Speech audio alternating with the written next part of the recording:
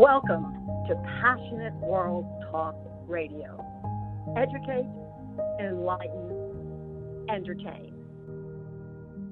Hello and welcome to Finding Your Holy Grail, a show produced through Passionate World Talk Radio, whose goal is to educate, enlighten, and entertain. We would like to thank Station Manager Jeannie White and CEO Lillian Caldwell. I am your host, Dr. Mandy Simon. Finding Your Holy Grail is all about living fearlessly in the post-pandemic world, and we provide our listeners with very practical suggestions about how you can do exactly that.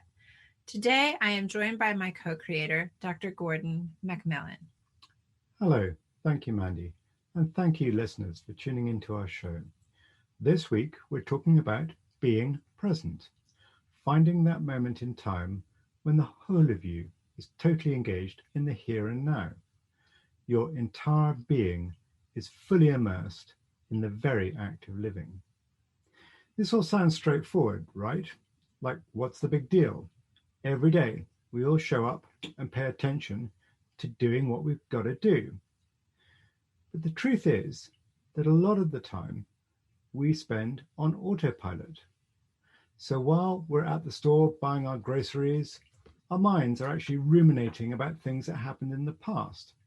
Like, I can't believe I forgot Sandra's birthday once again. Or, while we're completing some tedious administrative task at work, our minds may be worrying about the future, like, how am I going to handle that client meeting next week? Being fully present is totally different from these examples. It's when your mind is completely free from memories of the past or worrying about the future. Instead, the whole of you is totally absorbed in what you're doing at the very instant. And when you're in that moment, neither the past nor the future exist. You are just being. I think this is such an important point. And in fact, it's really striking how many of our problems don't exist in the present moment. Much of our time, our anxieties, fears, frustrations, they all involve projections about the future or rumination about our past.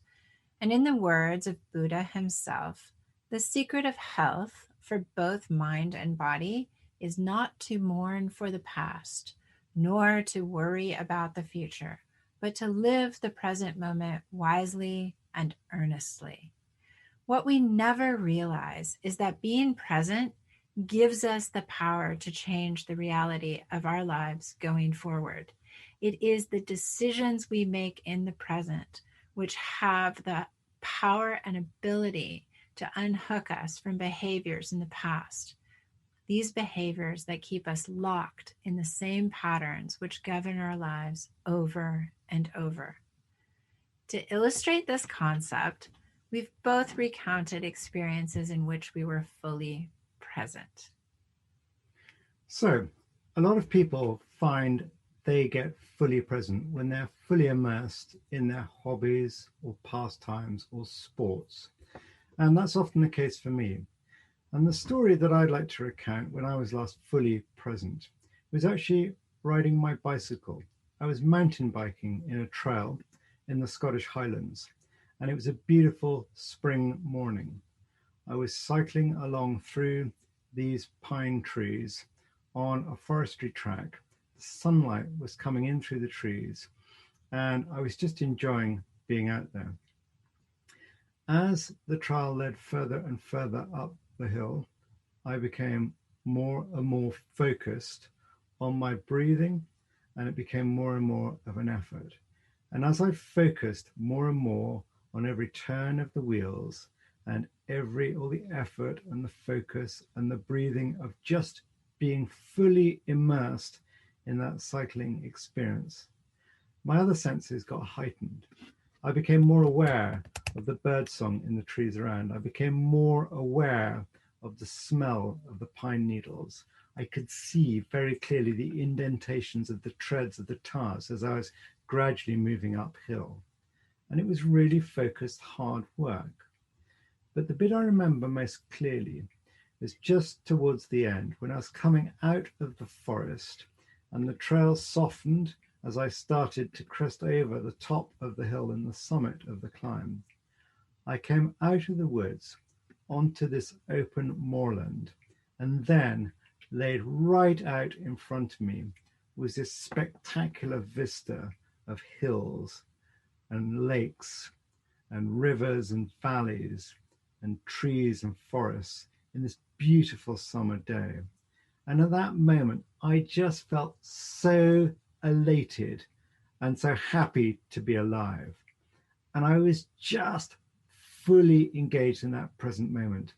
And I felt nothing but gratitude for the joy of being out there in that place at that moment. It was amazing. Thank you for sharing that. And I'm going to share today an example that is a completely different being present moment from a time that I was at work. I was working one day on the hospital unit, and I heard a very nervous voice from a nurse call out to me in the hallway. And when I hear a voice like this, I know that I need to move quickly. So I moved quickly down the corridor hallway into the room where she had been assisting a patient. And when I got to the patient, I could see that the patient was hyperventilating. They were having a really hard time breathing. And I handed the nurse my phone as I was assessing what was going on in the room, and I asked her to open an application on my phone. At that moment, I kneeled down so that I was eye to eye with the patient. I introduced myself, and I looked directly into her eyes. And I had to bend down to do this. And I said to her, "Look into my eyes and do exactly as I do." And what I started to do with this patient was to make really deep eye contact with her so that she would know I was speaking only to her and that she was, at that moment, the most important person in my life. I said to her, "I want you to breathe in and I want you to breathe out, and we're going to do it together." Pretty soon, the nurse handed me my phone and I was able to open the application. And suddenly it was the application on the phone that was saying, "Breathe in, breathe out, breathe in, breathe out." And I no longer had to say this to the patient. I could just look at her eyes and concentrate on my breathing and watch her breathing and see what happened. Within a couple of minutes of doing this, I could hear everyone in the room breathing in and breathing out. My patient was Ethiopian, and there were approximately 13 people in the room because it was a holiday. And so with me and the nurse and her family, there were quite a few people breathing in and breathing out at the same time. And suddenly, my patient that had been having so much trouble breathing due to the fact that she was having an anxiety attack that was turning into a panic attack. And it's important to understand that when someone goes from anxiety into panic, we end up having to give them several milligrams of emergency medicine through an injection in a muscle in their body in order to keep their body from seizing and having a true medical emergency. And it's very rare that you find a person at that point before they've had their panic attack and they're in these escalating modes of anxiety. So it was an amazing experience because when we were done, this whole room was breathing in and breathing out at 10 breaths a minute. And we all looked at one another and started laughing because we had literally offloaded a very serious medical emergency. And the patient was laughing, and then she was crying. And she was crying because it was the first time she had ever been able to change the course of her panic attack without using heavy sedating medications. For people with these attacks, it's such a terrifying experience because they really think they're going to die. And it was an important moment for me in this experience to recognize that being present with this patient had literally changed her experience for the better. And the point of my tiny story is to say that it didn't just change life for me. It changed it for her, the nurse, her family. And what this has meant is that all of her past experiences with anxiety going forward can actually come from a position of her now, which in this case was not needing to take medications to create a present future that was better. She didn't have to go through the process of having heavy sedating medications. She, in that moment, recreated a future that the next time this happens to her, she has the ability to create the future better again. What a fantastic story. I just love it, Mandy. I just love it. I can just picture you there, right in front of her, eye to eye, just focusing on breathing. And it's really interesting how in both of the examples,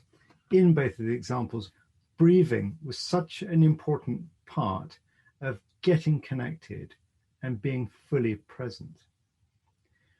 We hope that these examples we've shared are helpful to our listeners at home and have provided some ideas about how you yourselves can become more present. But for some further inspiration, we thought we'd give you a few pointers just to get you on the right track. I suppose the first thing, which is worth recognizing, is it's helpful to switch off your mobile phone and internet connection if you want to be fully in the moment and not interrupted by the world outside. Second, as Mandy and I have both illustrated, the act of breathing and focusing on your breathing is a really important part of just experiencing the reality of your here and now. And this is why quite a lot of people meditate and use breathing for meditation, because it is through that process that they can connect with themselves. Other suggestions are spending more time in nature, devoting more time to hobbies and recreational activities which fully immerse you, paying closer attention to how you experience life in any given moment, being aware of the sounds, the colors, the temperature, and the feelings around you. These are all really important aspects of just being fully present. I think these are incredible points. And as you were speaking, I didn't really think about actually the connection between our two stories being so centered around breathing. And what's fascinating is that this app that I was using on my phone was actually created by the American Heart Association to help people reduce stress. And I, in that moment, realized that it would be a really helpful tool for me inside the patient's room. And I think one of the things that we hear all the time is take 3 deep breaths, breathe in, breathe out. And the thing that we must realize about the importance of this suggestion may be more easily distilled down when we recognize that we can go for long hours and days and weeks and months in life without food and for days without water. But we can never go for very long without breath. And I think we all understand that. So some of the benefits of being present actually include less stress. And we know this because of what happens in our body in terms of the increase in good hormone release versus negative fight and flight hormone release. We also know that we just have an overwhelming sense of relaxation that shows us we're feeling less stress.